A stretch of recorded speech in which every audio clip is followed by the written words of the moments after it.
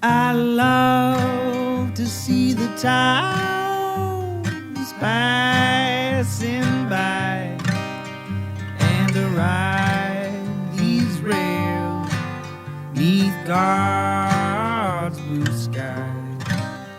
Let me travel this land from the mountains to the sea, 'cause that's the life I believe He meant for me.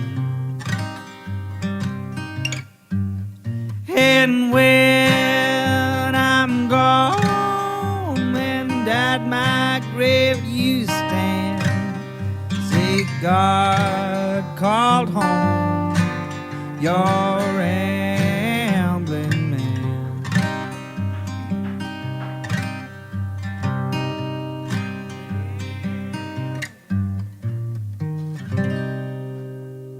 Welcome to Ramblin' Man Podcast, episode number 76. This one's with Bryan Allen, and it's kind of more of just a conversation. We talk about his career, about his photography, and him getting into video production. If you'd like to give Bryan a follow online, you can find him on Instagram at Mr. Bryan Allen _life, and that's Bryan, Bryan. Thanks, Bryan, for being on the episode. No sponsor this week. There's a lot going on in the world right now, and if you really want to help, really want to give back, really want to show support, find Black-owned businesses in your community and support them, but don't just support them now and get a pat on the back. Support them in perpetuity. And if you'd like to give any money, go to blacklivesmatter.com and give money there. Find a local chapter and do what you can, no matter what.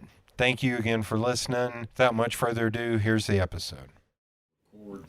So we're live. We're live.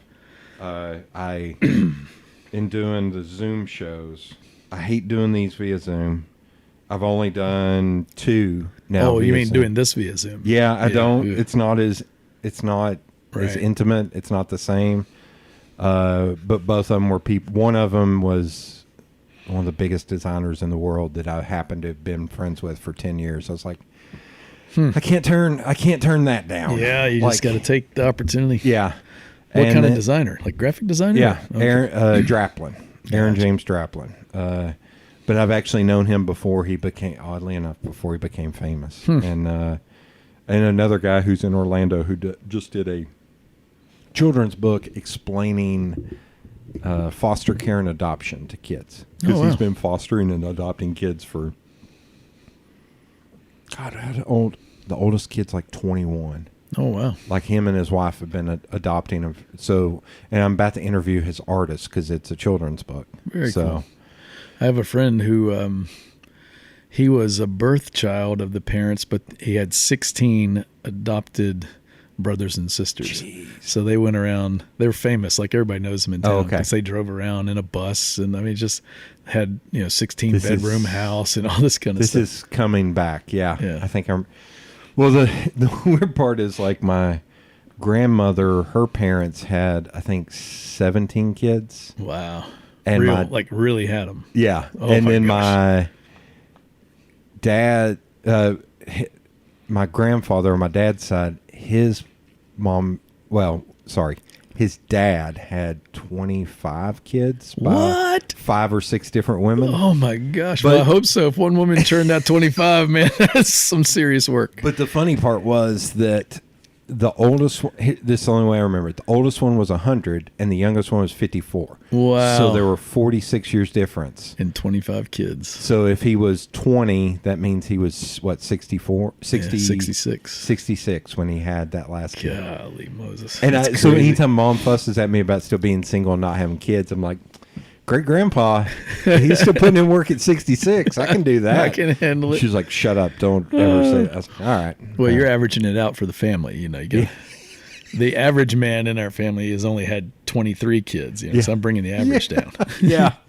Man, she's so disappointed. My sister and I, neither one of us have kids. Oh, no. So they've got a little dog, and she's like, this is my grandbaby now, apparently. I was like, Wow. There's still Granddog. time. There's still time. The old grand dog. You got to get on it, man. How old are you? I'm curious. How old do you think I am? Because this will be interesting. Oh, gosh. That's a good... Well, you're big and you have a bald head, so you probably read older than you are, I'm guessing. I'm thinking actually the flip side. So I've been bald since I was like 24. Really? Wow. Yeah. I'm going to guess 40.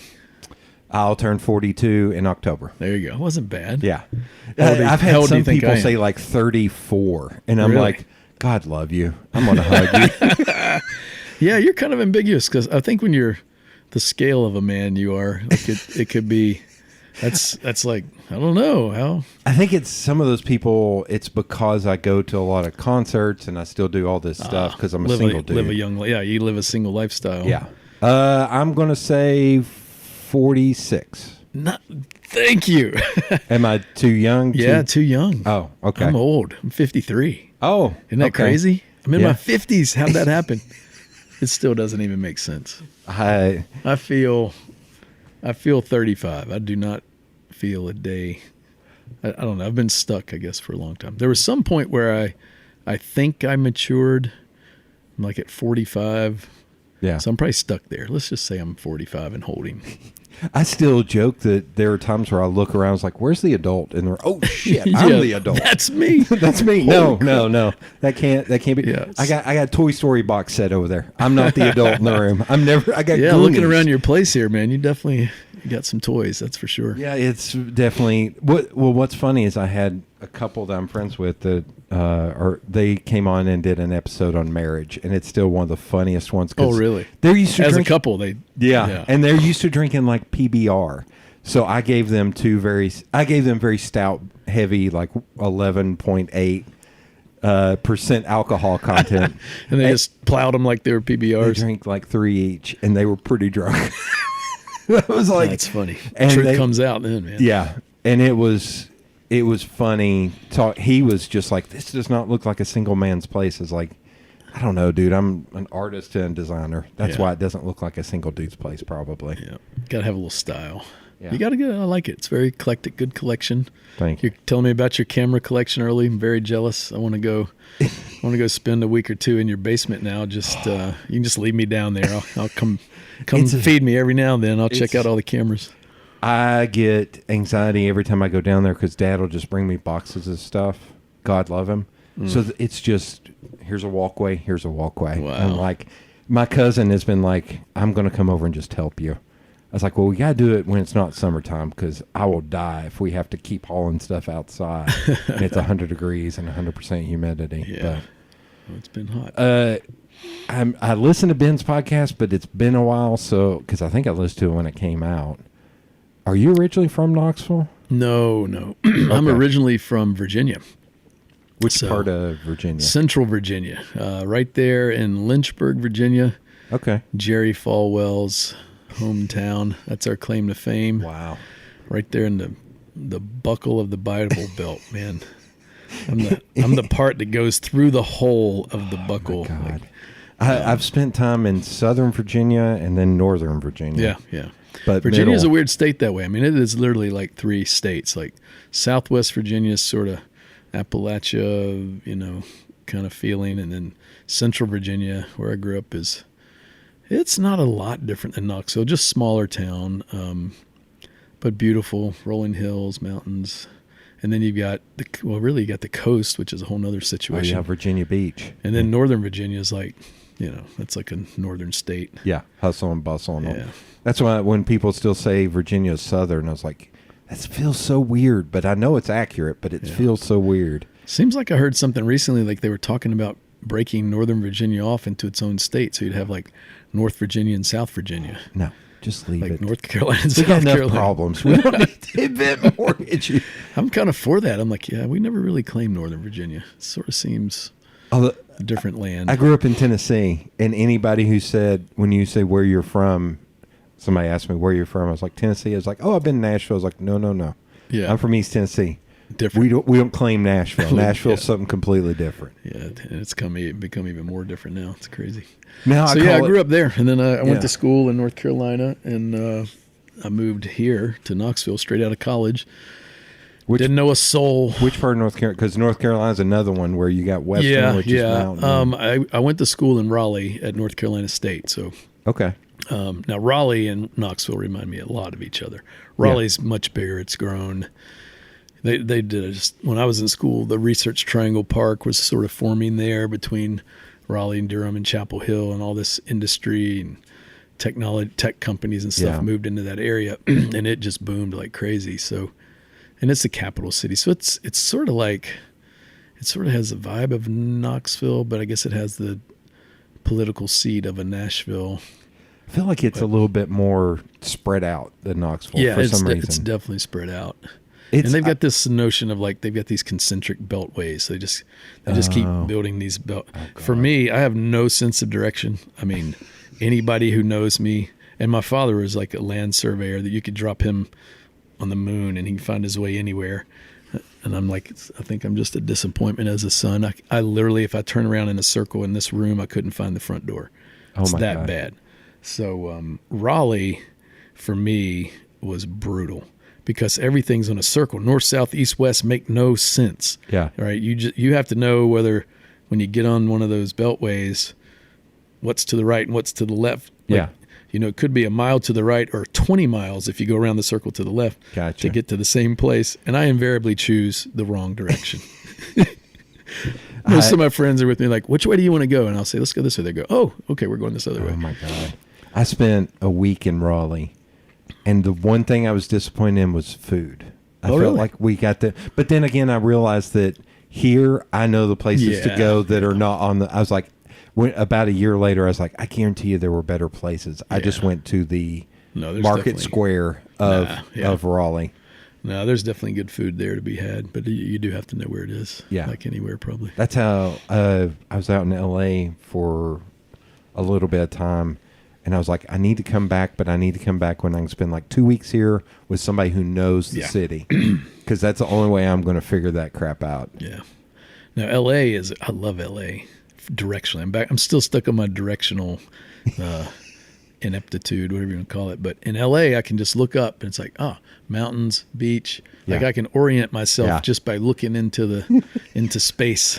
I couldn't do that in Raleigh. It's horrible. Okay, the beach is that way because the mountains are over there. Exactly. So it's funny. I've always been able to find my way around LA, and I actually like driving in LA. But everybody complains. I guess I just didn't hit it when the traffic was nuts. Yeah. But I think if you get out on the freeways and stuff, it gets crazy. But if you're like in downtown LA proper, around Hollywood and that kind of stuff, I've always found it pretty easy to get around. It was great. There was one night where I was driving at night, and I was in a rental car, so I just was tooling around on the radio, and I found some like jazz and blues station.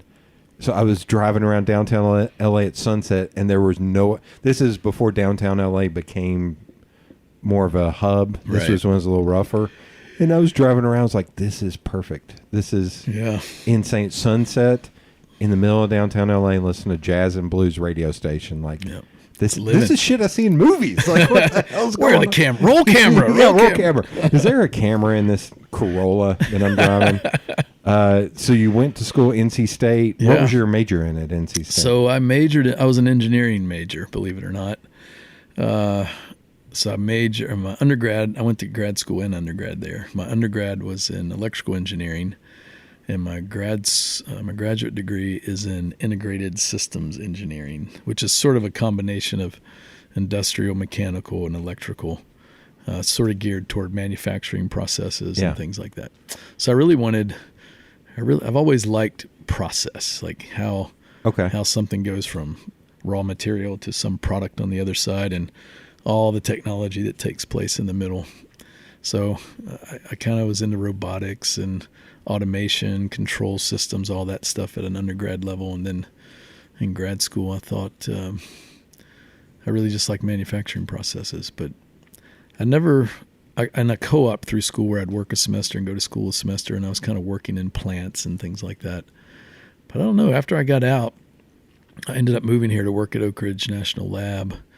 And in theory, I was going to work, at the time I was going to work at Y12 on the kind of the enriched uranium manufacturing process that was going on there. And I had Q clearance and had to get all that in place. But about a week after I got to Y12, they had an incident, we'll call it, and shut down operations. Oh my God. And I was on some, I forget what my program was called, but I was supposed to learn like every part of the manufacturing process and go into management and all this kind of stuff. And that program just went away overnight. So I ended up at the lab, which was more project-based, research-based kind of work. And I had some great stuff there, but I really wasn't working in processes anymore. So, but yeah, that's kind of my background is completely different than what I do now. Somewhere I took a fork in the road. Yeah. But when you when you came here, but you had spent time in Raleigh, so it was, although, what year did you move here? So I moved here in 92. Okay. So I think it was November of 92, maybe. I can't remember the exact month. I do remember this. So I moved here. I had the job at Y12, so I was going in every day to work.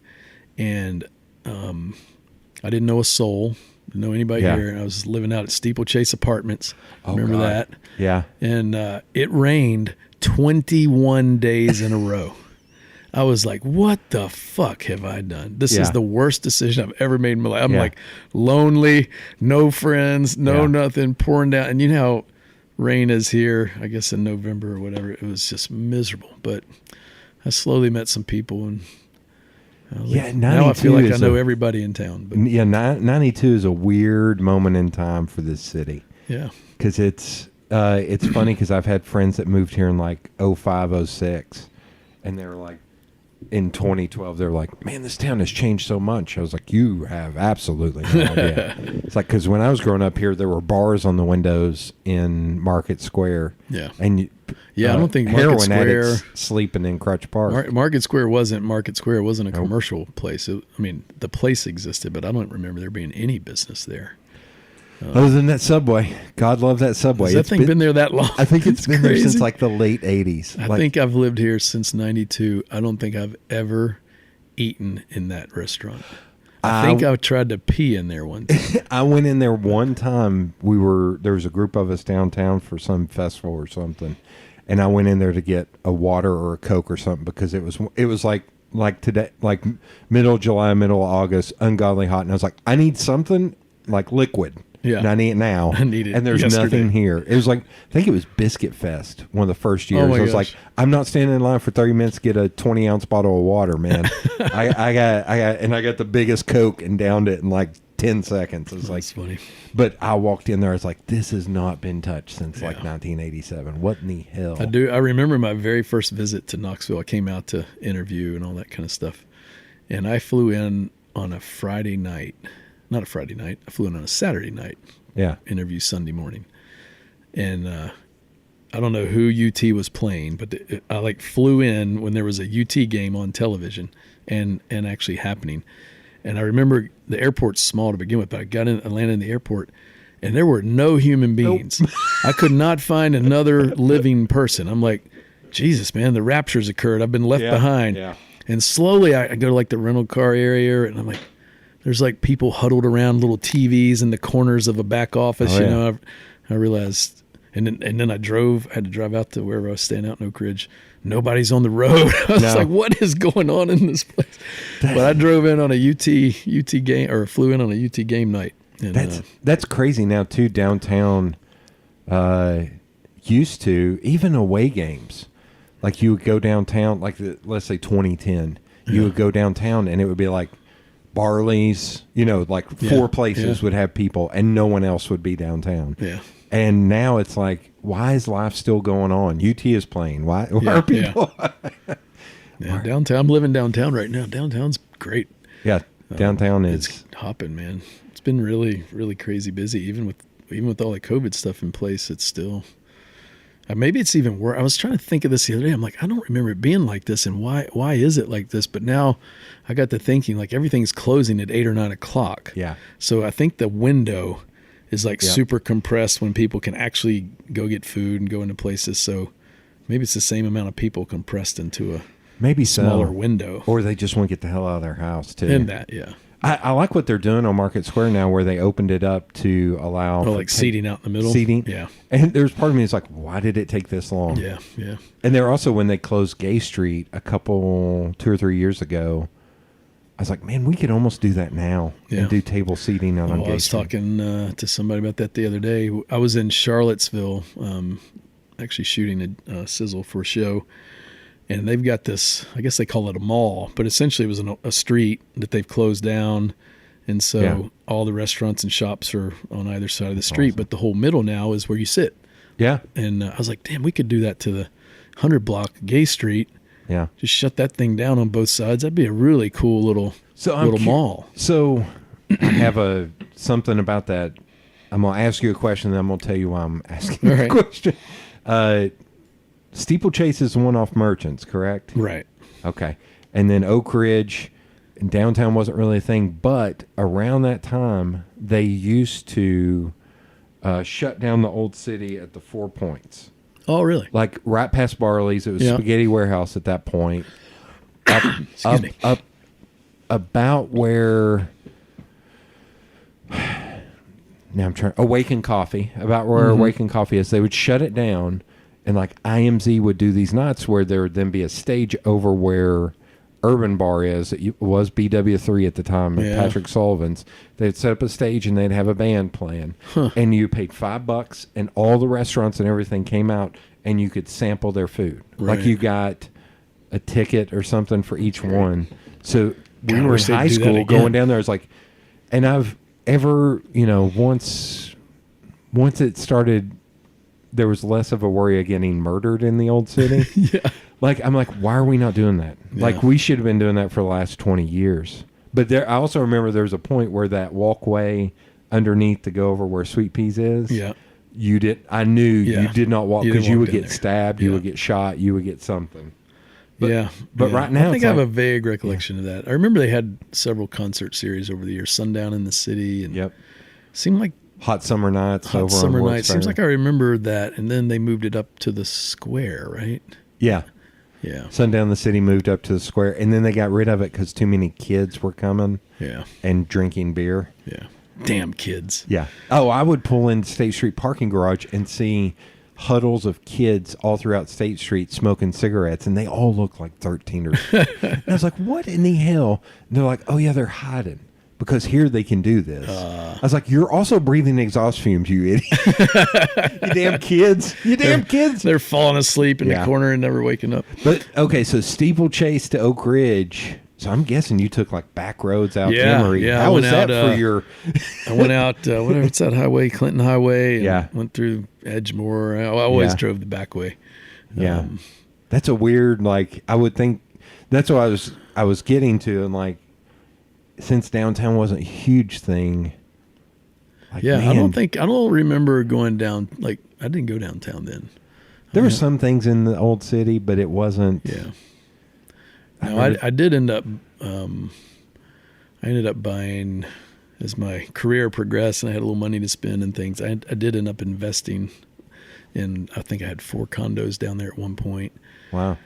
And but that was kind of. I got out of that in 2007, right before the markets crashed. That was probably early 2000s, and there was stuff down there then, but my wife and I guess that's when we had a child, our first child.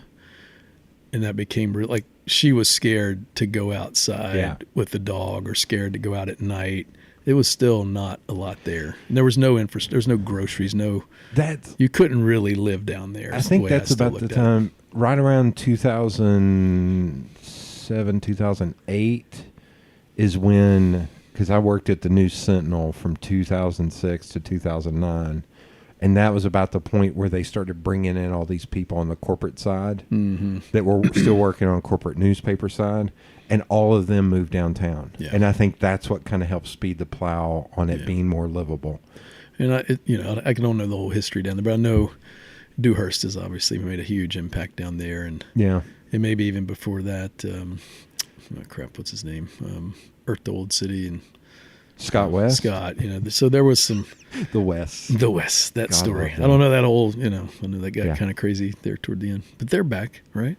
Yeah, they're back. He's not in jail. So there's been a couple waves of development. It seemed like Dewhurst has really had the longest and most Dewhurst. Impactful. And it's wild because the Mercury Theater used to be there on the square where Prez Pub is. And we would go there in high school. And for years, I always told the story. It's like, yeah, we got in there. It's like me and 3 art school girls, art class girls. And we were all way under 18. Yeah, yeah. And I was like, oh, it's probably because I was so big, you know. And then somebody's like, no, No, they it's because didn't. you had 3 hot girls with you. Well, and it was also, they didn't ID anybody. Yeah, I was like, yeah. oh. But like I saw, the claim to fame is I saw Green Day and Operation Ivy and all these punk bands like in 92, 93 before they broke. Yeah. And I talked to a buddy, although he's probably listening, Aaron's probably listening right now, because he corrected me one time. He was like, it wasn't me and my ex-wife's band. It was another band. I was like, oh, okay. He was like, no, you did see them because the owner of the place was friends with the record label that they were on. So they would get all these punk bands in. I was like, I saw a bunch. And then a friend from high school recently started posting photos from the Mercury. I was like, oh yeah. Oh my God, I remember these. I was there. And I was like, That's me with the 3 hot chicks in the corner. Well, the funny part was, I know that's going to be hard to imagine, but I was a big boy in high school. Not you. And I recently, I would be wearing like football shorts, like shorts that say Fulton football. Yeah. And the Fulton football T-shirt. Just wearing your there high was all school these garb kids and with black and makeup and all this shit on. I was like, this is what I owned. I didn't own anything else. Something tells me they weren't going to say much to you, though. No, that's... Yeah. If you got into slam dancing around on the floor, you're going to win that battle. And I didn't get into that until college. Yeah. Start beating up people at Moose's Music Hall on the Strip. We used to go there for metal. That's where, what was it called before, like Old College Inn or something like that, OCI. that big venue. I miss Moose's. I would see metal bands for like $3 for 5 bands. Man, it's so weird for me. I had this weird landing in Knoxville. So I came here to work. I didn't know anybody. I had no social life. I was very focused on my career at the time. I'm just getting out of school, trying to make it.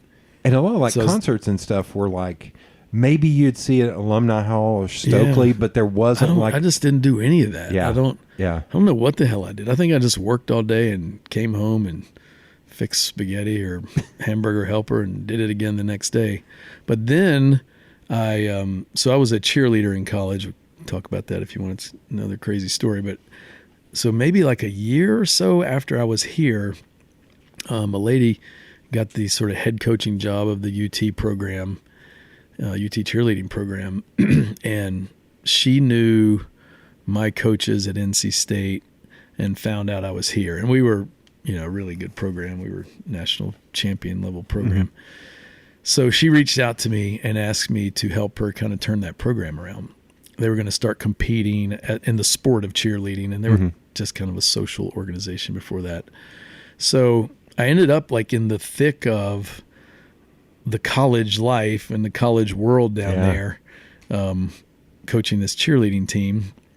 But then I also had this day job as an engineer. So I just had this weird, and I was only, looking back, I was only, 6 or 7 years older than the kids I was coaching. Yeah. So it was just really weird. And then my wife was still in school at NC State.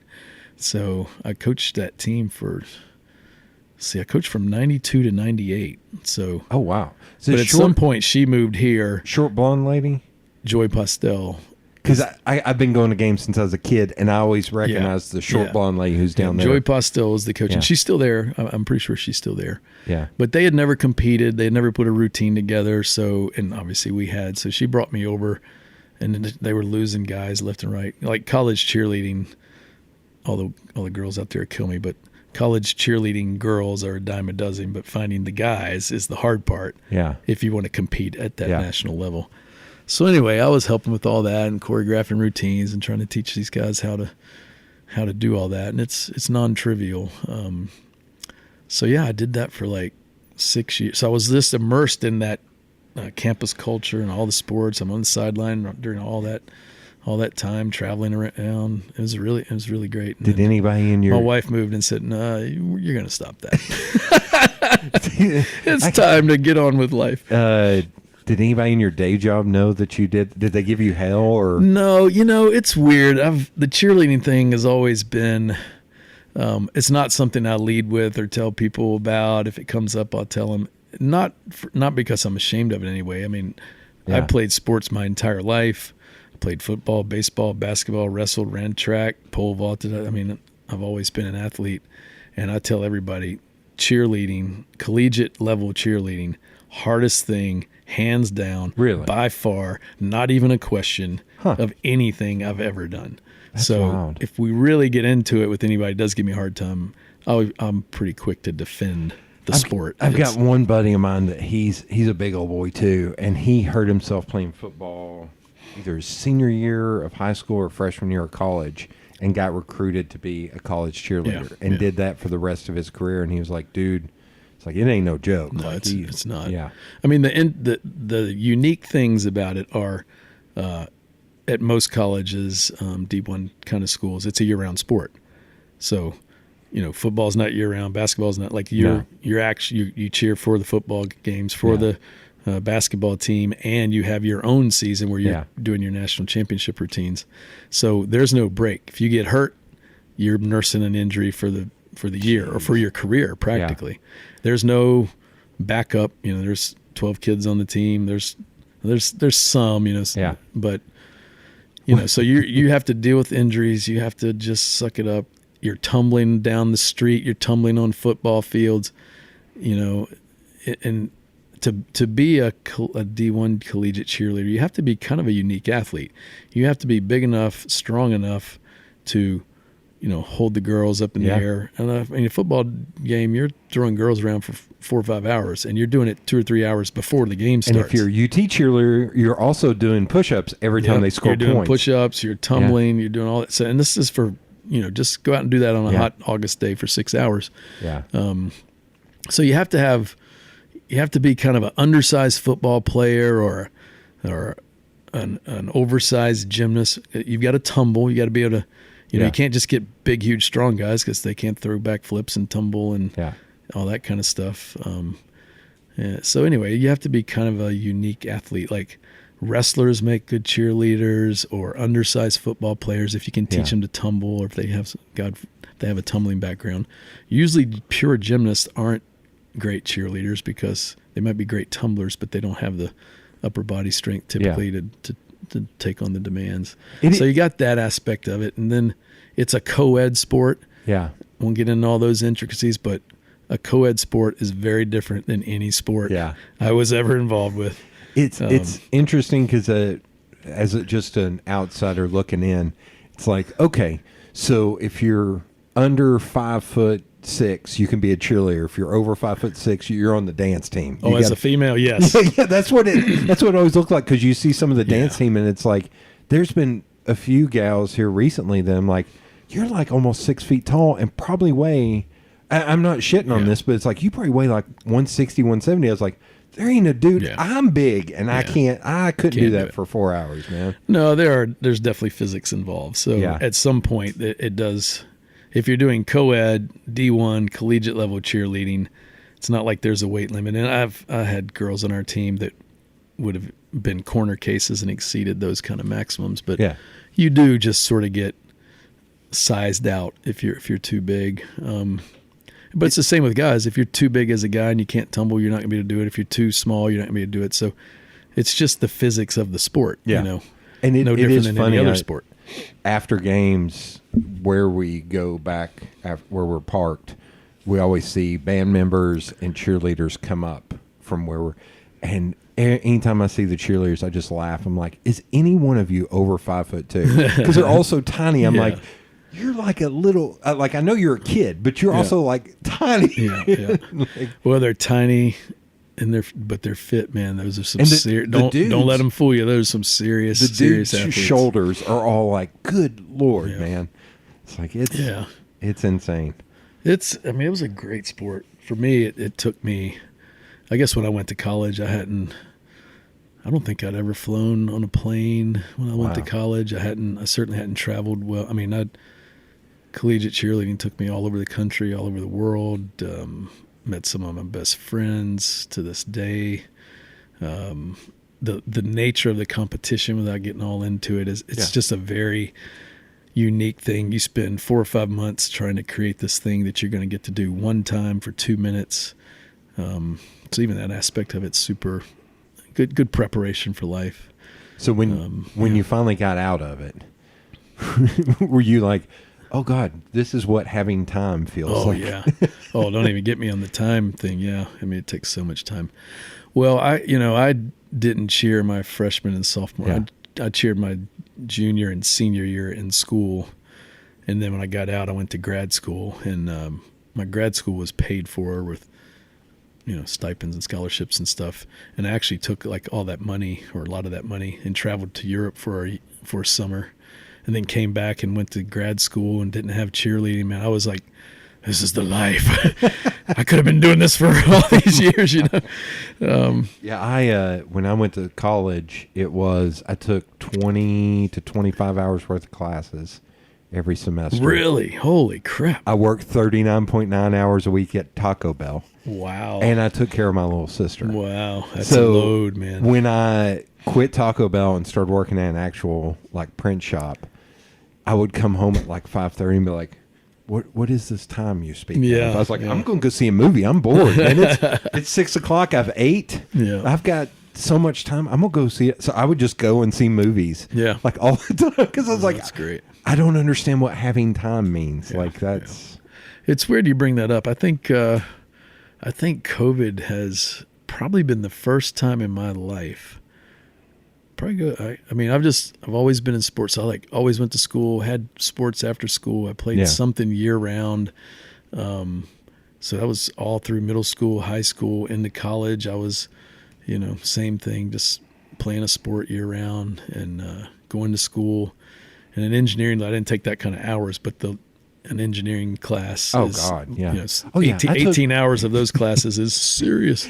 I took art classes and design classes. I'm like, I'm making You might pictures. be able to sneak a few more of those I'm in. making pictures. Well, and I also took a bunch of extra sociology. It's funny now because back then, I pat myself on the back for this. I took advanced classes in sociology, psychology, and statistics. Oh, because nice. I'm like, I feel like all these are important to my field. Yeah, and good then for now everything is data and analytics. I was like, hey, I got one right. I got one right finally. I can tell you all about probabilities. Yeah. Let's do that. Yeah, that's cool.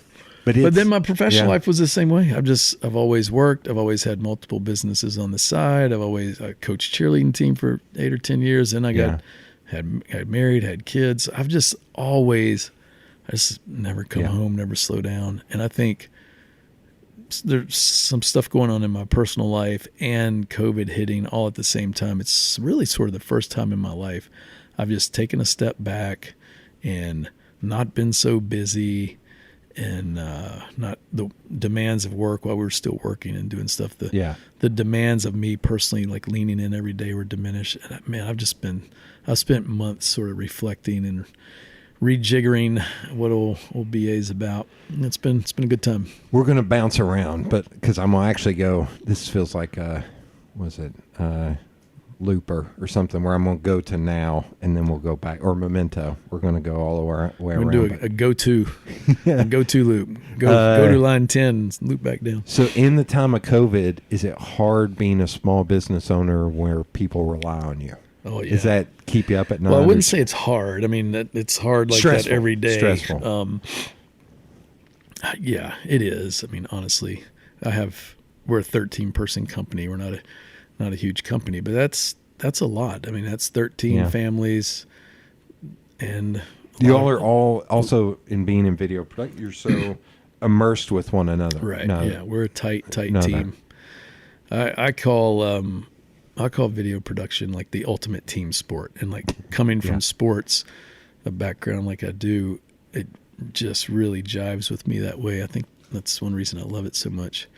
So yeah, the team's not together. Everybody's at their houses. We're staying busy editing. Like the nature of our work changed, but we weren't out doing shoots. We weren't living that thing. But I mean, to your actual question, I think for me as the owner of the company, my focus switched every day to like, how do I sustain the company and the culture that we have, and I want this thing to be here for these people. And we didn't furlough anybody. We didn't lay anybody off. We've kept everybody fully employed the entire time. And I'm really proud of that. Hopefully that stays the case. I am worried that phase 2 hits us this fall, and it's going to be nuts again. But just a little Piet, like, there's part of me right now with all this crap going on with the NCAA football. I'm like, just cancel it for the fall and have the full schedule in the spring. It's really that simple. Yeah. It's like, stop trying to force it. Because I think one of my friends just before you got here sent me that somebody at like Georgia Tech or something, their quarterback has some like almost fatal COVID related lung. No. I was like, what are we doing, man? That's a kid. That's a kid. Because it's going to take one or two of those things, and it's going to shut down fast. I know there's a heart condition that people are starting to talk about. That's what it is. Yeah. It's the heart condition thing, and it's the Big Ten and the Pac-12, I think, canceled football. Yeah, and in both of those cases, I think it was tied to this heart condition that is inflamed by or something with COVID. But it's also you had those kids. What was it at the UCLA? Kids who were like, no, this is literally our lives, and we're not going to do it. Like probably USC, University for Spoiled Children. I thought it was UCLA. I'm joking. UCLA, because I think they did that collective bargaining thing a couple of seasons back, and then when this hit, they're like, "Yep, see, this is why we did this." It's like good for you. That's why we did it. It's like you're a bunch of 19-year-old kids, man. Yeah. Like, it's. Yeah, it's. But to your point about not furloughing people and staying busy, I've heard that from a few restaurant owners to where they're like, we're going to figure out a way. Yeah. Like, I don't want to lay anybody off. One of my friends, he laid people off because it was a way for them to draw unemployment. Right. But then, like, 3 weeks later, he was like, I figured out a way to hire everybody back. And he actually even hired more people back. Right. And I was like, yeah, you got to do what you got to do. We've actually grown and hired people during this thing, too. It's I had this, I think it was a sentinel moment for me in this company, Pop Fizz, was, I can't remember how many years ago it was now, but we had built a new office space and we were going to have this open house. Just kind of invite our employees and their families and our freelance community out to kind of see the space and our clients. And it was kind of weird. I just sort of delegated that to my team. And we were actually on this big, huge shoot that day. I was going to make the joke and say, and that date was March 16th. No, it wasn't that bad. But we were actually on a shoot, and then I just kind of, I came home, and I had to immediately go back to the. I came back to the office, had to go to the house, get dressed, and I just kind of showed up at the party. I hadn't really planned any of it, and I didn't really see it get set up. And in a couple hours I was gone, the team transformed the whole place in this amazing party, whole parking lot, bounce houses, all kinds of stuff going on. But I came back, and there were like 200 people there. And I was like, holy shit. Like, it just dawned on me, like this ripple effect, this total community of people that this little company supports in some way. If you think about the employees, our freelancers, their families, and our clients, it pretty quickly bubbles into you're having a pretty big impact on a lot of lives. So, that pressure was definitely there during COVID, and it's still there. I do sleep with it every night. And that's I joke because hell, I'm a one-man show, but I also hire freelancers and stuff. And it's one of my friends. This is like 2 years ago. I just hit 4 years in doing this and on my own. And she and I were talking. She was like, "Oh wait, you have your own?" I was like, "Yeah." She's like, "Isn't it the best?" I was like, "Some days. Some days it's so stressful, it's scary as shit." Like. And she was like, she didn't understand, just walked away from me. I was like, what don't you sometimes you're flying by the seat of your pants, man. You're jumping off the bridge and assembling the parachute on the way down. Yeah, there's so many cliches. I tell people all the time that I think every person in the world, particularly, as a part of the education process or something, if you can make this happen, should have to travel outside of the United States. Yep. Thing one, realize the U.S. is not the center of the planet, center of the universe. There's this whole other world out there. Go learn that lesson. And number two, own your own company for a fucking minute. Yeah. Just make your food that night depend on you running the company. Yeah. And then go work for somebody else, and you're going to have a whole different perspective. So I'm going to add one that was given to me by the GM when I worked at Taco Bell. He said, I think every kid in high school should have to work in customer service. Yeah. At fast food or as a bag boy or so. He was like, because you would change dramatically how you treat other people. Yeah. Yeah, I've heard that. That's a good one too. Yeah.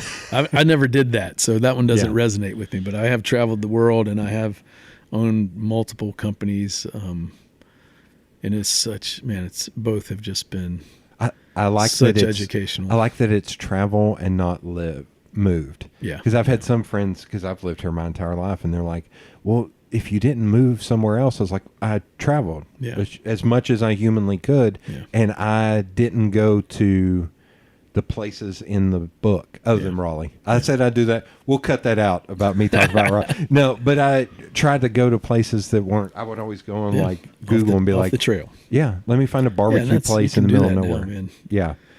No, it's I've never gone. I think I've been to 48 countries or something. Wow. Last time I tried to figure it out, but I've never gone anywhere that I didn't want to come back home. Yeah. I haven't gone anywhere like, oh, I want to pick up my life and move here. But man, I've sure learned a lot about other people and other cultures, and it just really changed me as a person, I'm sure. I get about 8 or 9 days in. I'm like, I'm ready to go home. Yeah. This is enough. Like I need rest or respite. So, okay. So college. Oh no, you've got a thing. Yeah, You've got like notes. We're Oh, not yeah. just talking. You're guiding us here.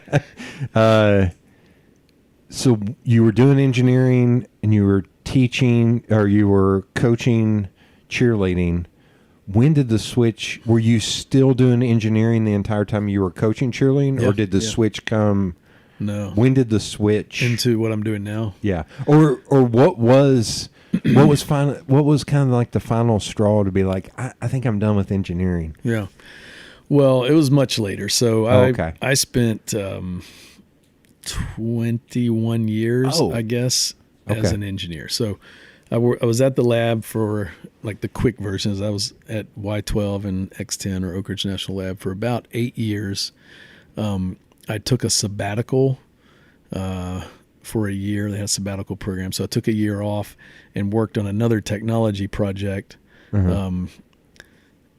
It's a long story, but basically we were building a prototype of kind of what became WebMD.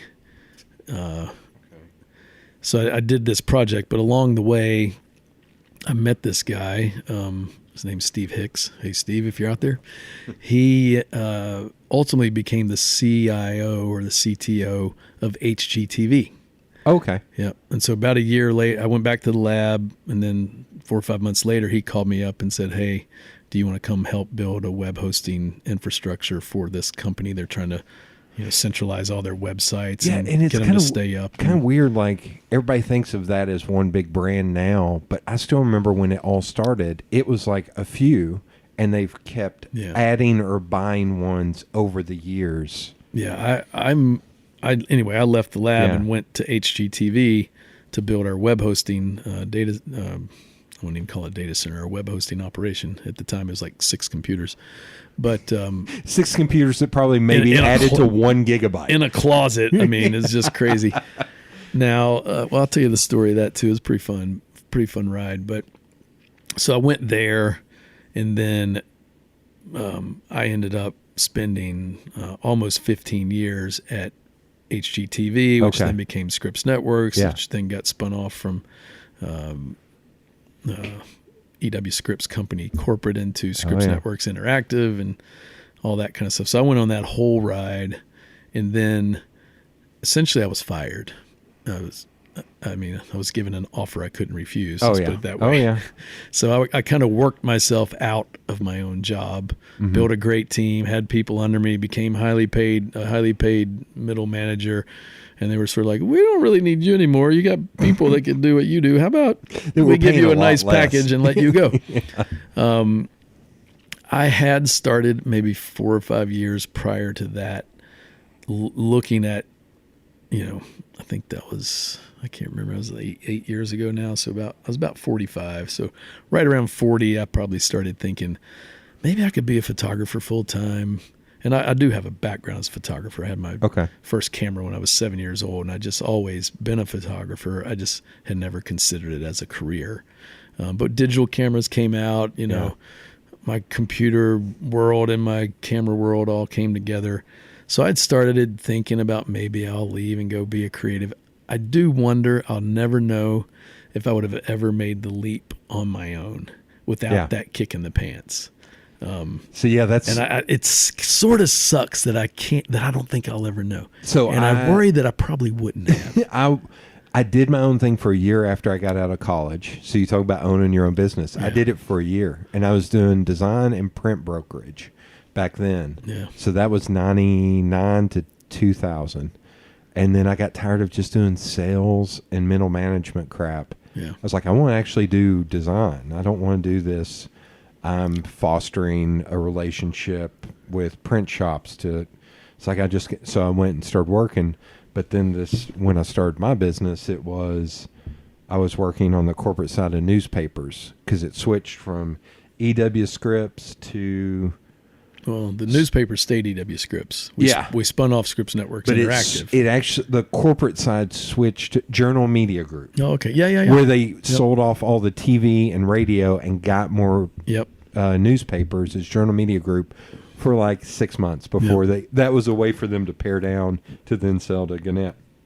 But the minute they sold to Gannett and they told us, they're like, you're out. And I was like, okay, I'm going to do my own thing. Yeah. The same thing. I got a good severance that's kind of package. The way, same thing that happened to me. They gave me a great package going out and treated me really well. I mean, I was a senior vice president at that time. And I mean, I went from like one guy, I think I was initially given like a $250,000 budget to build this world-class web hosting center and centralize all of our websites.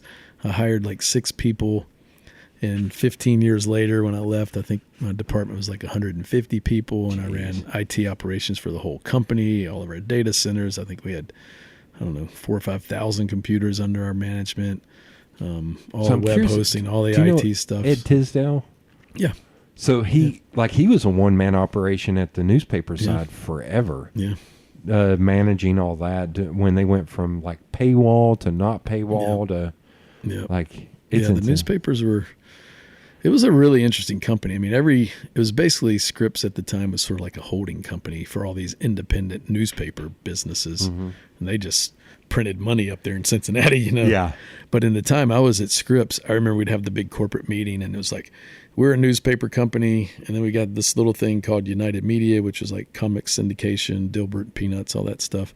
And we had a little TV group, and we had this little thing called HGTV. Just a little experiment down there in Knoxville. Pay no attention. Yeah. And within 10 years, that pie was completely inverted. Yeah. HGTV had become HGTV, Food Network, DIY, multiple networks. And it was 80% of the pie. And the newspapers were like 10% of the pie. And so I went on that whole... And dwindling at fast. 10%. Yeah. Yeah. So it made sense when they did split the company up, because Wall Street was still treating them like a newspaper company, but they were really a cable company or media company. And it was wild because it was I've had many friends that worked out there, and I've learned over years, like, don't ask somebody who works for Scripps Networks or Discovery if they know someone else out there, because they've probably never met them. Like it's insane, because I had when I first moved there, I think we had 350 employees in the building, and when I left, there was over 3,000. So is it that many? Oh yeah. Well, I don't know what it is now. When I left it was holy shit. I thought it was hovering around like 12 to 1,500. We built that whole campus out. When I was there, first moved there, it was just one little building. We used to do club dance and all this stuff on this set, and then we built like a parking garage, then we built the building up, then we expanded the building this way, then we built across the lake, and then, it became a pretty massive campus. It's become a whole thing. It's, and it's weird because I feel like every freelancer in town has done at least something for the networks. Yeah, when I got my opportunity, I was like, you want me to do what? And God love her, a friend of mine hit me up. She's like, I need you to just do a mood board for a TV show. And I was like, and you're going to pay me how much? Yeah. Sure. How many more of those do you need? Well, gladly accept your checks. That's awesome. It is wild. And it's built like all this industry and going into, I'm going to say something, then we're going to go backwards again. I'm on jump all over the place. No problem. It's also built up all of these video production companies around town. I had somebody just Yeah, I can probably say this because I won't give too many details. Somebody just moved here from Chicago, working on some major campaigns. Mm-hmm. Found a job down here, started working at a production company who I'll mention off air. Okay. And absolutely hates it. And Oh, so really? I literally the other day sent her a list of everybody I knew with links to all of their websites. And I was like, and here's what I think about those companies. Yeah. And right as I about hit send, I was like, it's somebody I met on a dating app, which makes it even funnier. I was like, am I okay with this? Everything I'm saying here becoming, yeah, I don't give a shit. Click.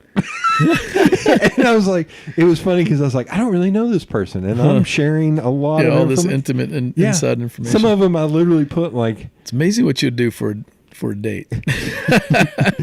but some of them it's like, there were a few of the smaller ones. I was like, avoid this at all costs. Yeah. I was like, they're not going to pay you anything. Yeah. They're going to expect you to do 100 hours worth a week, and you're going to average out to like $3 an hour. Yeah. All of those I'll tell you off mic. I will not tell those on mic. But it's no, it is good. a healthy. I mean, there's a healthy production I feel like environment here. everyone has their own largely because of niche. that. Yep. I will say, I think it's funny because in researching that, I will mention one that cracks me up.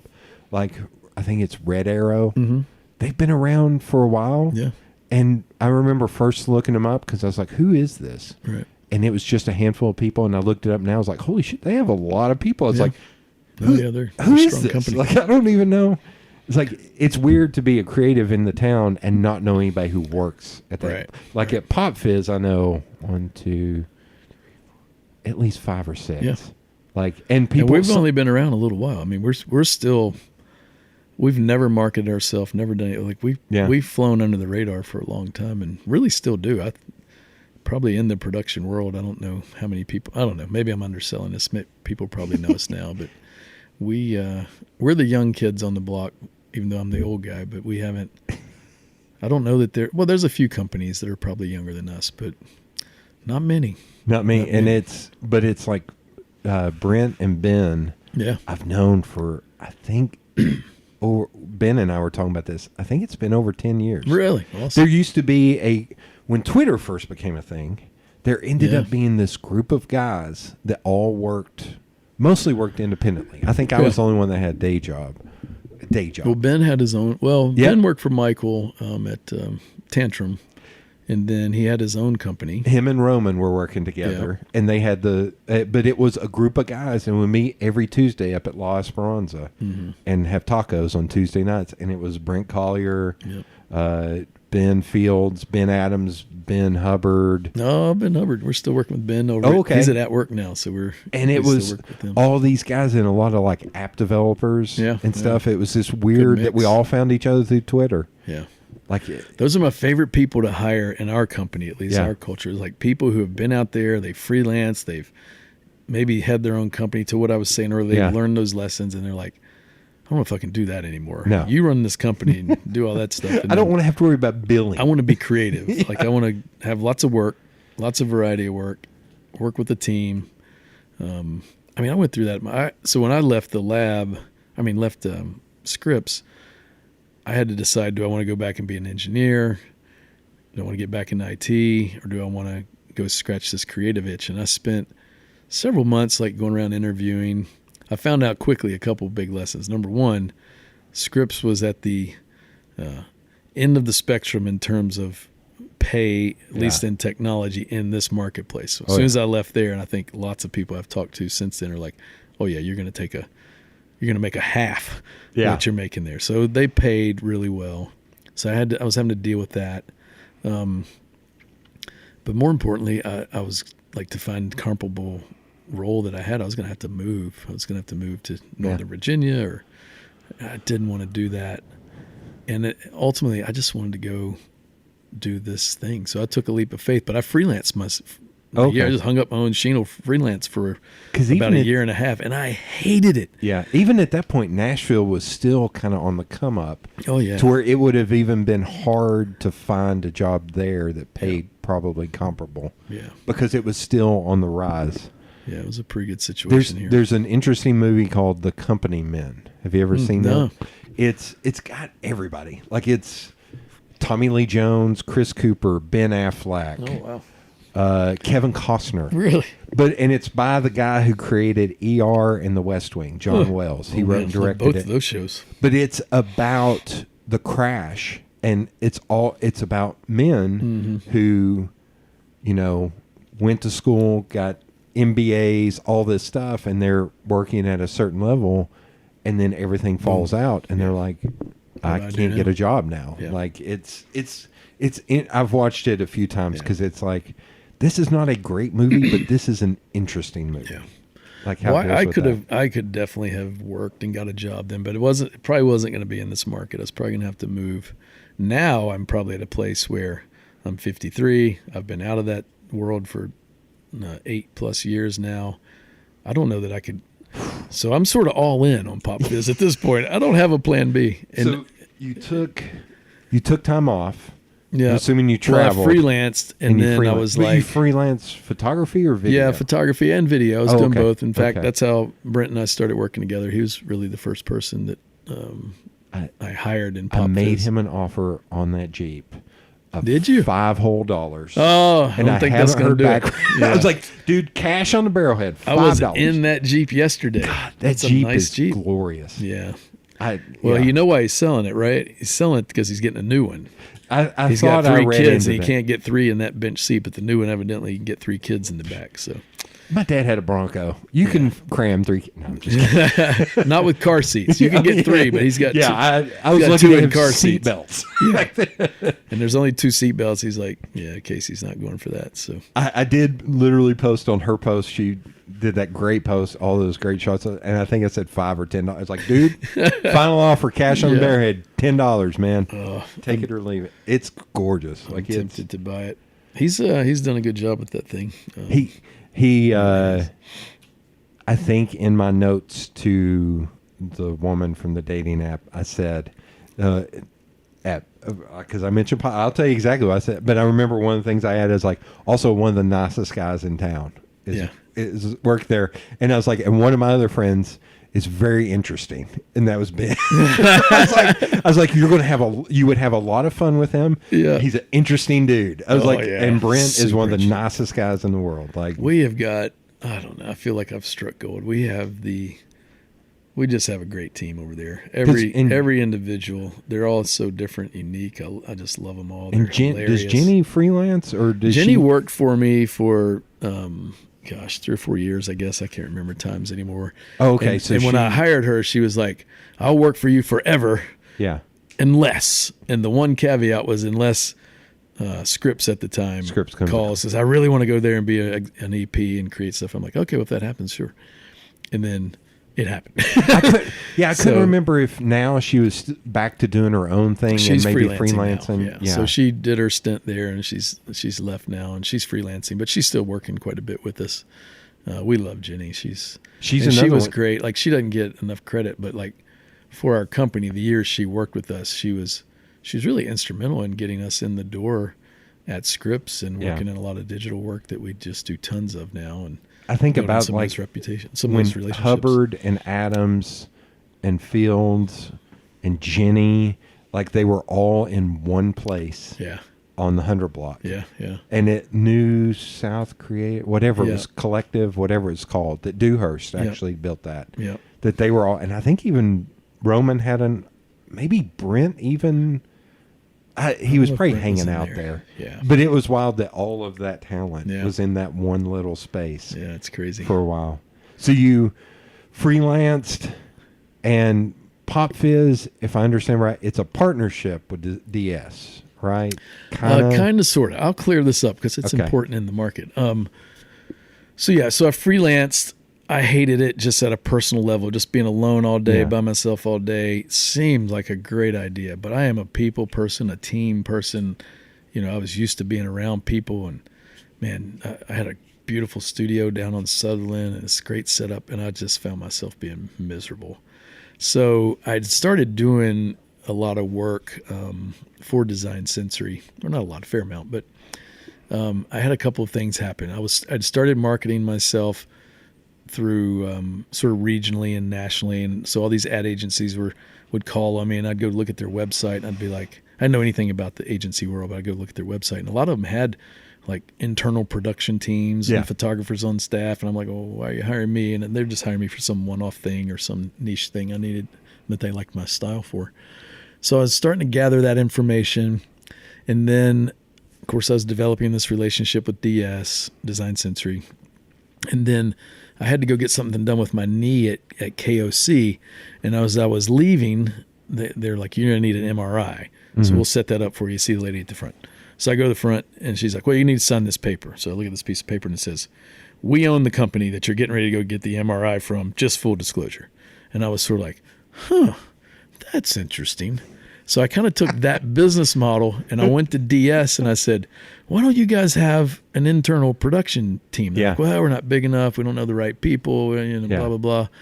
And we don't even know how to structure it. I'm like, how about if we structure it like, I have this other company, and you guys can just send me all your production work. Yeah. But this other company could work for other agencies too, since you don't think you have enough work to keep me employed. Yeah.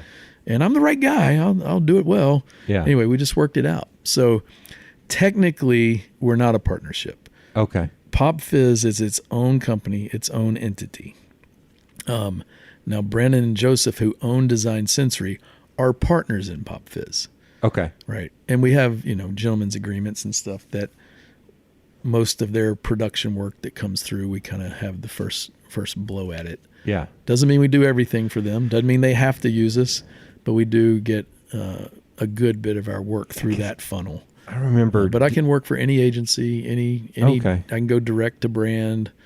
And that's the way I think of our work. We have a Design Sensory bucket. We have direct to brand work that we do where brands just come directly to us. We have, I would put all the discovery work we do in another bucket. And then we work for lots of other agencies. And now we're dipping our toe into original content and that kind of programming as well. Whereas a lot of companies sort of started there and they start doing commercial work as a sideline. We started doing commercial work and are kind of trying to build out our original content. I remember DS I think it was just Joseph and Brandon. They were mainly doing websites. Yeah. Back in the day, and when I worked for PetSafe for 5 years. Oh yeah, we did some work with PetSafe. Branding and design, marketing design, and we used it was God love them. I probably shouldn't say what I'm thinking, but we paid DS a lot of money every month, even though we had 13 designers in house. It's one of those and I've got the package in there that I blew Lindsay and Sarah's minds because they gave me like the front of a package and I designed the entire package. Oh, nice. And they both came in there and God love Lindsay. The look on her face read, we're about to lose them as a client. I was like, yeah, because it's a box. And you got to do all the sides, dum-dum. And my boss was sitting there like, yeah. Who was your boss at the time? Robin? Jill. Jill, okay. Robin was the point person. Yeah. But it was wild because we launched that Bark for Your Park thing. Yeah. And it was wild because at the time, we used DS, I think, for the website build. Moxley Carmichael for the PR. Yeah. And then we ended up using River for an ad. And I'm just sitting there looking at this going, just shaking my head like, why are we paying so much money? Yeah. It's like we can handle half of this in-house. Yeah. I was like, what in the hell? And they finally gotten to a point to where now PetSafe, they've got 2 video guys that do a lot of like the production stuff of like training videos and stuff. Yeah. And I think a lot of most of all the design is in-house, but it's just so funny like going through that kind of growing pain because back in the day, I've said this, God love Randy. I love him to death. But I think from what I understand, and I may be telling tales out of school, but that's fine. He, very early on in PetSafe, got talked into spending $2,000 on marketing and was told he would make $50,000 back in product sales, and he only made $25,000 back, and he was like, didn't work, we're not going to spend any money on marketing. I was like, dude, you dumbass. I only made 1,000% on my but I think it was something like that. So he just didn't spend any money on marketing for almost, no, I won't say 20 years, but maybe like 16 years. Yeah. No money on marketing. Because I was there when we did our first ad. Oh God, you might actually, so we did an ad, we did it with River. It didn't turn out how I wanted. I actually did a dummy. You mean like a video? I made commercial? Yeah. Okay. I made a dummy to show them. and they completely screwed it up. To where I was on the phone with my former boss 2 weeks ago, and she was like, "You know what? That thing popped back up. They did such a shitty job on that." I was like, "Woohoo! Thank you." That's funny you bring that up. The other ad I wanted to do, it was a piece of wireless technology, and I wanted to do all these like glory pan shots where you couldn't really see the unit. And it would have the thus also sporadic whatever from 2001. Right. Having that. And I was like, we can do that. We had our main ad. I was like, this is going to be web only. And this is 2010. So YouTube is 5 years old. Yeah. It's not that big. And I was like, and do that. And then at the end, just be this great shot of the unit and say, the most advanced piece of technology to shock the shit out of your dog. I almost didn't get that sentence out before Ron was like, no.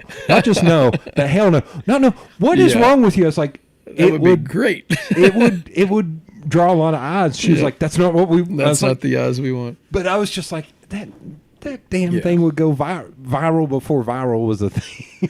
It's funny. I think that era, that time around that 2010 to 2012, that's kind of when everything was changing. So River, I don't like to talk about any other production companies and their models and whatnot, but just that is right when we started Pop Fizz. Yeah. And what I saw was, like, I had started being asked to shoot music videos and things like that because I had an SLR that could shoot video. And I just kind of really early on saw that, man, production models are going to change. Yeah. Because, you know, some of the first sets I went to, in fact, we went and shot stills on a set for Pet Safe, and like River was doing a video, and they've got 4 trucks of equipment, all this stuff. And I saw what they were shooting. I'm like, there's a different way. So I just saw this like place in the market where I'm like, I think I can build a production company that can do things nimbler and faster and better. Yeah. Like I literally think I can do it better, cheaper, and faster. Yeah. Now I'm not a salesperson, but I can sell that. Yeah. Right? And so we literally did go around like behind River and other companies that hadn't made that transition to the DSLR for a while, kind of taking and picking up that work. And we actually did several commercials for Pet Safe probably around the 2012, 2013 time frame. So I'm trying to think. I was there from 2009 to 2014 because I think I remember when Pop Fizz was still in the building adjacent to Design DS. Yeah. That because I remember the little sign on the door. Yeah. Well, we're still there. We're still, okay. We're Still are there, building. and it's well when we started, we were just in we started in a conference room upstairs of DS. Yeah. Our office was a conference room smaller than this room until we grew to 8 people. okay. So I had 8 people in a. You're like, we only got 7 chairs in here. Yeah. We got to. Somebody's got to be out working. I mean, we shoestrung the thing, and I mean, I don't know. We've made some good decisions and hired a great team, built a great culture. But I cannot deny that a lot of our success is due to timing in the marketplace, and we just kind of flew under the radar as the production models were changing and budgets were coming down, and we were able to kind of meet some of those price points and get some opportunities early on and kind of work our way sort of up the food chain when a lot of people who were working at the top of the food chain were like, that work down there is beneath us. Yeah. So we're like, we'll take all the digital work we can get. It paid shit at the time, but now it's huge and people would love to have that work, It's I was talking to a buddy of mine who's a photographer the other day, and I was like, I've got a very strong hot take on something now, which is I think the barrier for being good at photography is somewhat dependent also on equipment. Yeah. If you have really good photography equipment, you can do really good work. I was like, I think with video, I was like, the equipment is getting so small and cheap and good now that you can go a lot. The barrier for entry is a lot smaller. Yeah, well, it's the same with photography. I mean, that was another thing that drove me to start Pop Fizz was I was primarily doing photography when I was freelancing, and just in a couple of years, it went from like, remember the little flip cameras and all that kind of stuff, and I started. So I'd be out on a photo shoot, and it started just being, hey, while you're there, can you take this little flip cam, just interview the person, just get us a little video. And I mean, within a couple of years, it went to like, while you're there shooting this video, could you take a few stills? Yeah. Like, I mean, the marketplace just flopped. So we still do a lot of photography, but it's almost always secondary to the video or smaller part of the integrated campaign you're working on. I think what I mean is I see some people with like a $300,000 red camera. Right, God love them. And I'm like, you know, somebody who actually knows what they're doing can take a Canon D5, Mark D5 and shoot a better product. Yeah. I was like, that's what I meant. I was like, but with photography, I've seen people who. I'd say it's the same. I really think so? Oh yeah. I could take your iPhone and shoot circles around most people with a huge expensive deal. Because I mean, it's the same. Yeah. The barriers are it's really not about the technology. People tell me all the time, man, that's a great picture. You must have a really great camera.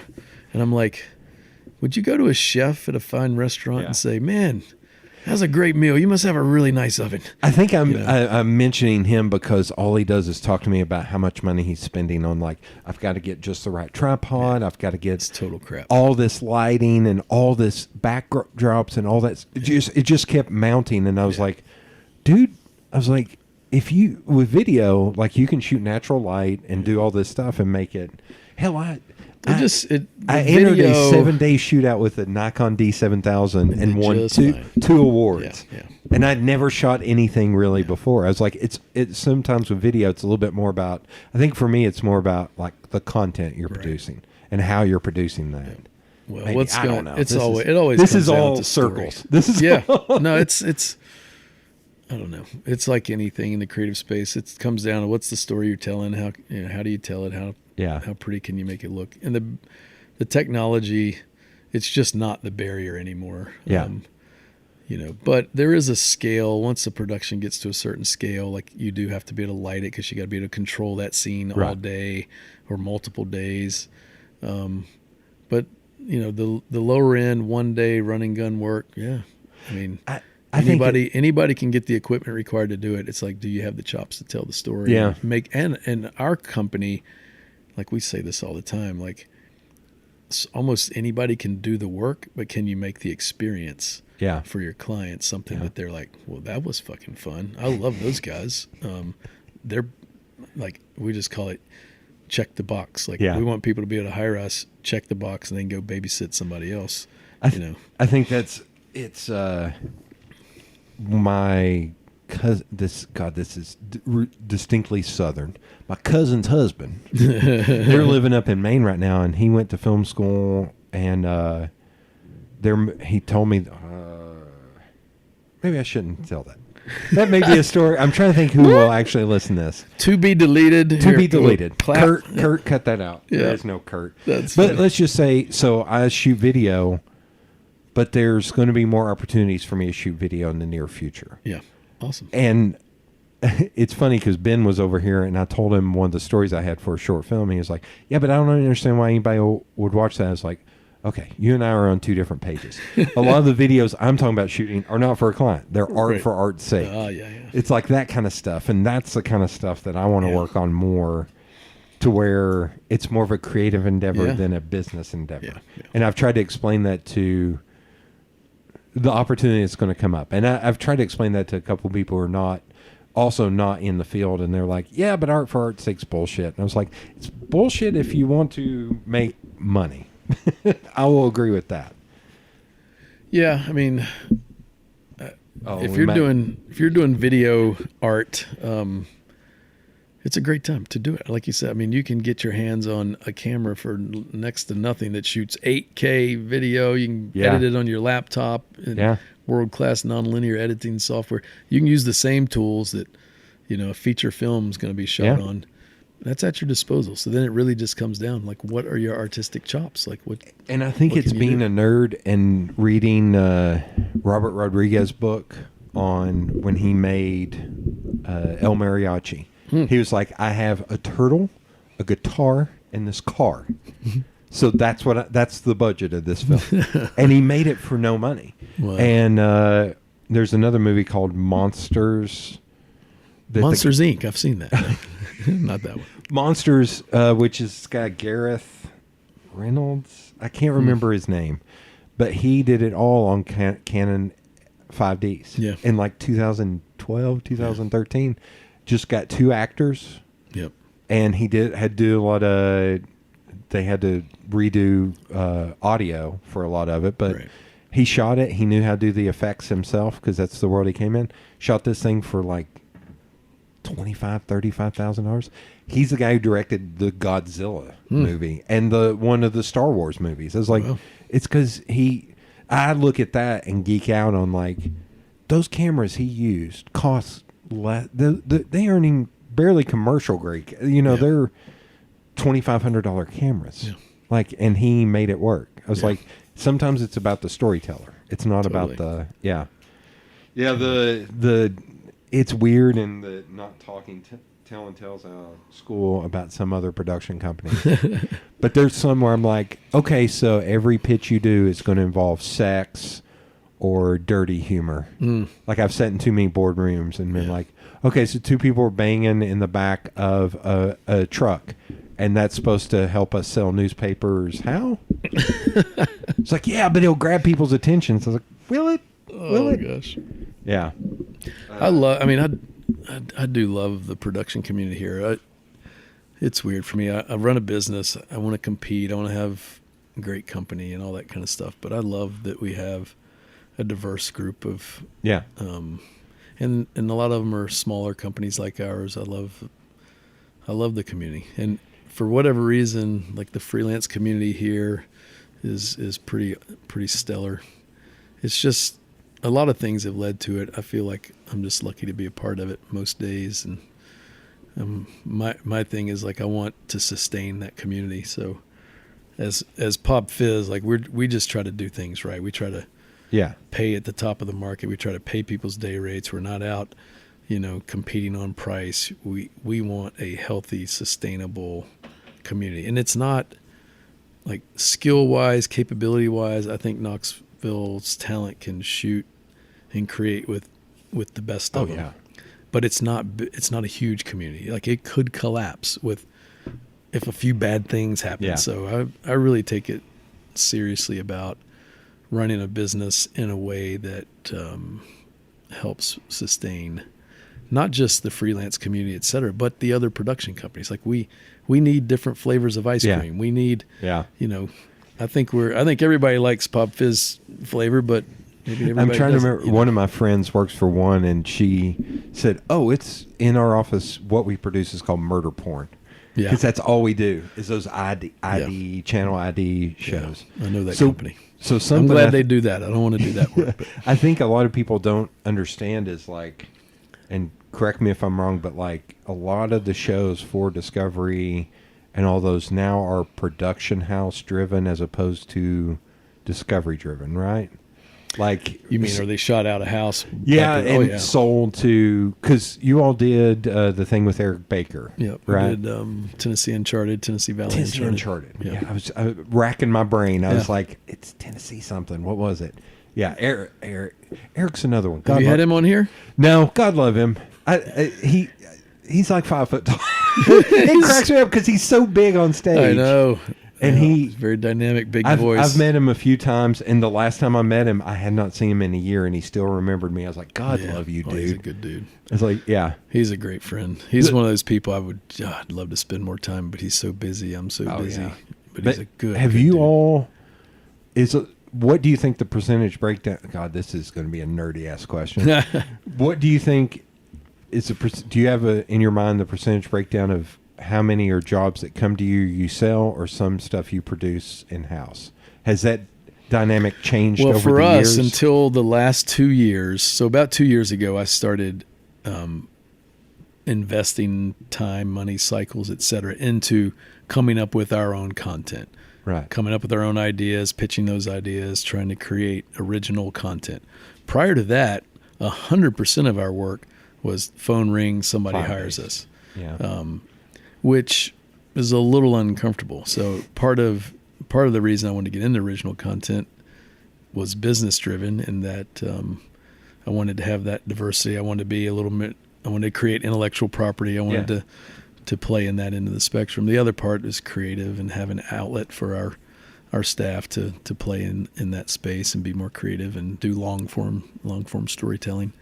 But we're still 2 years that game, developing original content, selling it, pitching it, doing shows. It's a long game. Yeah. And it's the complete opposite of our other business. Yeah. Our other business, we get 100% of the jobs where people call us and say, we want you to do this job for us. Yeah. Okay. Development is like, no.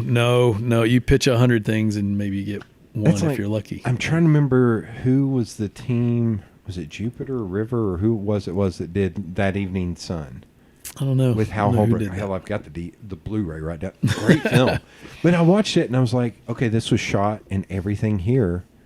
And then I look at it, I was like, where's your all's next film? Because this was y'all did such a great job. Yeah, it's hard, man. I was like, I want to see that next film. But then, knowing the industry and knowing the world, it's like, somebody once said, like 5 years ago, it's a miracle any movie gets made. Yeah, films are even tougher. I mean, we're just trying to do original content and more television episodic. Yeah.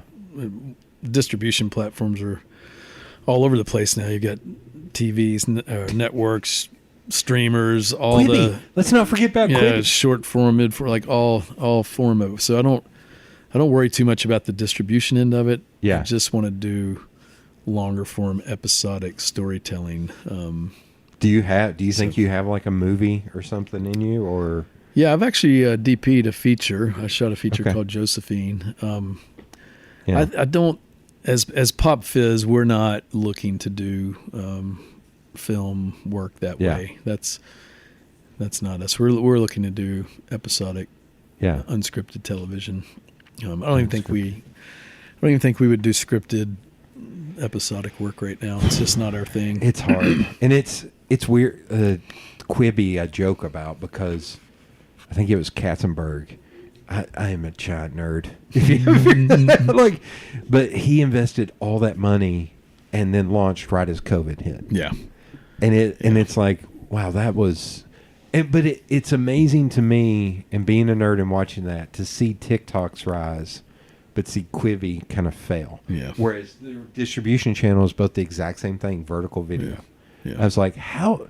Like one was targeted at kids, one was targeted at adults. Yes. Don't get it. And it was also, I think they launched with a lot of original IP. Uh-huh. Whereas like then they finally brought back Reno 911. I was like, I feel like if you launched with some kind of existing, be like, oh, I love that show. I'd love to see more of that. Yeah, capture some It existing may audience. have gotten some more. And I see Apple has started doing it. They hired Damien Chazelle, who did La La Land and stuff, to do some Apple original vertical video. They're all trying to capture the eyeballs. I think the dirty secret in that space is it's all of those models are unsustainable. Like you can't create episodic TV with the top stars at those price points and sustain. But the Netflixes, the streamers of the world are trying to capture that audience. Yeah. And then they will create television programming at a more sustainable price model. That's the way I see it happening now. I'm no expert. Wondering also, have we crested and hit the burnout point of like, it used to be a lot of people cut the cord because cable got so expensive. And it's like, well, I can buy Netflix for $10 a month. Right. And it's like, but then it's like CBS is doing that. NBC is doing that. All of them now are you're doing just your own programmer. You're buying 8 subscriptions to 8 different streamers, and you're creating your own. And I still remember a buddy of mine. He worked for Scripps Networks when it was still Scripps Networks, and he was one of the main people involved with Netflix. I will not name him just in case. Yeah. Netflix, Hulu, all those, and he was like, at one point they were like, okay, we're going to pull this out and start our own channel. Right. And he was like, don't do that. He's like, we get an insane amount of views on Netflix. Yeah. He's like, you're going to screw yourself. And nobody listened to, and he ended up leaving. He was like, I'm done. He's like, this is literally what I do every day. I think I know who you're talking about. Yeah. And he was so like frustrated at like, he'll probably hear this. That's why I'm not naming him just in case. Yeah. But he was like, he did a talk one time for something I was involved in, just talking about like the artwork on Netflix and how that works. Yeah. And it was insane. It was like, holy shit, like, dude, you literally are like expert level on this stuff. And it's such a weird changing time. And then Disney Plus coming in and completely changing the market. Like, that was wild. And Discovery, Discovery's going to be launching all of their direct-to-consumer apps. So everybody's going to have their streaming version of their... It's just another distribution platform. I wonder if you remember this. I still remember a point when Disney was trying to buy Scripps Networks. Yeah, I was there during a lot of that, and that was always the rumor, always the risk. I don't know how. I think it was right before they bought Marvel, and once they bought Marvel, I was like, they're not going to buy this. They're not going to buy Scripps Networks, man. They're looking at bigger fish, man, with bigger IP, man. Yeah. I have to go back and ask this. All right. So in working at the labs, because my uncle. Oh wow, you did go back. Yeah, my uncle and my former aunt, whatever you call her now, both worked for like Bechtel, but also freelanced at the labs. So even though it's disparate, it's a long shot. One of them was David Wayne Collins, who went by Doc. No, don't know him. And Wendy Kress. Don't know him. And what is when I was at the lab? It's even worse than Screw. I think there was over 6,000 people out there then. And I'm trying to remember. Tom Kress would have been the other one. Oh man, that actually sounds familiar. He's like 90 now. He's Wendy's dad. No, he sounds familiar. He might have been. He was a big muckety muck. Yeah. This may be an easy way to remember him. He's like almost 90 and still plays basketball. Like that's the thing. Like he was in this older guys basketball league. Right. They got featured on like 60 Minutes or something like. But yeah, Tom Kress. I think I might remember that name. Yeah, but I knew the lab times was fun. I remember the best thing about there is you could wake up and say, "Man, I want to learn something about plasma physics today," or something. Just pick any obscure topic you want to think about. Yeah, and you could look up in the thing, and somewhere on that campus is a world-renowned expert who is frothing at the mouth to tell you everything they know about plasma physics. And it was that way for everything. So I would literally do these field trips across campus and just go talk to people. Yeah. And those are fun times. There's a guy I know, God, this is an even longer tale, but I'm going to do the short version of it. He's an older guy. He's probably in his mid-60s. And he's been there, I think he barely has a college degree. And he's a nuclear physicist out there. Or nuclear engineer. Right. And he was telling me one time, he's like, it's tough with the younger guys that come in because they walk in, they think they know everything, and they don't want to listen to me because I don't have 4 degrees like they do. And he's like, there's times where I won't go, if you do that, you're literally going to level everything, you dumbass. Like, I literally built all of this. Yeah, and he was like, at one point, he's like, I think I'm ready to retire. He's like, because I wish he wished it was more like that. Yeah. And not. It's definitely different. The last time I was out there shooting some stuff, it's essentially like a college campus now. Yeah. When I was there, it was fenced off. You had to go through gates. Now it's like an open campus. Very much feels like a college young person. It just has I'm friends very with different vibe. One of the marketing teams out there that's all. They told me they're like, all of our advertising spend is recruiting kids from college. Yeah. That's all we spend money on now. All right, here we'll come in for a landing. We're going to go all the way back to now. All right. Or to the future. Jump forward. We talked about all the platforms. We talked about that. Does that excite you, scare you, or are you ambivalent about it? Do you think about the future? I'm very bullish on it. It all excites me. I love chaos in the marketplace. To me, that creates opportunity. If I just think about me personally, and our company, and how are we going to compete? I think one of the things that we're good at is, I am an engineer. I'm a problem solver. Mm-hmm. I run business in a different way. So I look at all this chaos as that gives me an opportunity to use my brain and be smart about how we do our business, and not just compete as a creative. So I love chaos. I love it. And I just see demand for content is just keeps going up and keeps going up. Now you got to be nimble. You got to be willing to change your ways. You got to be willing to stay flexible, admit you're wrong, all kinds of things to keep pace with that. But I would much rather it be that than like some good old boys club that, this is the way it's done, and if you don't do it this way, you're not going to be successful. And I love chaos. It gives me opportunity. It's wild. And I've got a friend that photographer, and then all of a sudden he was like, you know what? I'm going to be a grip. Yeah. And he bought a Sprinter van. Awesome. Filled it out. And the other night he was on a night shoot, and he'd installed these LED runner lights on the top. He was like, thank God I installed these. He's like, this helped tremendously in the load in. There's so much opportunity. Yeah. Anybody out there that's interested in the space, come see us. We also hire lots of interns and want to give people opportunity, particularly if there are people of color in the production world that want an opportunity. Please knock on our door. We are looking for people. Do y'all work with Pellissippi at all? They have We do. We work with Pellissippi and UT. In fact, we're actively recruiting people right now. Pellissippi, a lot of the people I know that came from Pellissippi were persons of color in photography or in video. It's wild. Like, their video production was even a good one when I was going to college there. Yeah. Oh, yeah. When it wasn't as big of a thing, when it was still kind of cumbersome to be video production. Yeah. But no, they've done a good job over there. All right. Well, what else you got for me? Nothing? That's it? You've gone through all sides of your... I think I've gone through everything on here. Yeah. Yeah, but we clipped through, so it went fast. We covered a lot of ground. How much time did we talk? Hour and a half, hour 35. Oh, that's good. That's short for you. That's a short ramble. Trust me, as your rambles go, I've seen some long ones. The long rambles. One of the most downloaded episodes is the 2-parter I did on dating. That I think each one of those were 4 hours. Oh my gosh! They were 3.5 and 3.5. So much so that it's insane looking at the numbers on the back. Well, I'm going to say one thing before we go. Okay. I have to end with gratitude. Okay. It's just the thing I do.